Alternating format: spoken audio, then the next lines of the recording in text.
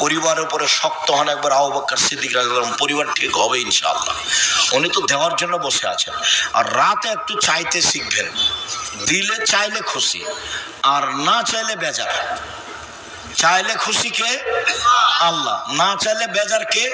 আল্লাহ। রাগ করে চাচ্ছিস না, গেল যা, ধ্বংস হতে হলে চাচ্ছে না, চা আমার কাছে, আমি তো দেওয়ার জন্য বসে আছি। শেষ রাতে নেমে আসেন। শেষ রাতে কি চান? জমি জায়গা চাই। কি চান? ঢাকা একটা বাড়ি চাই। তো আপনার ঢাকা একটা বাড়ি তার কাছে কোনো ব্যাপার? বলে আমার ছেলেটাকে আলবানি করে দাও, ইমাম বুখারী করে দাও। আপনি বলেন না, ছোট বলবেন না কোনো সময়। এই ছোট মানুষের কাছে চাইতে গেছেন যে ছোট বলবেন? কোন লজ্জায় বলি একটা ভ্যানের কথা, কোন লজ্জায় বলি একটা ভ্যানের কথা, এটা বলতে হবে না।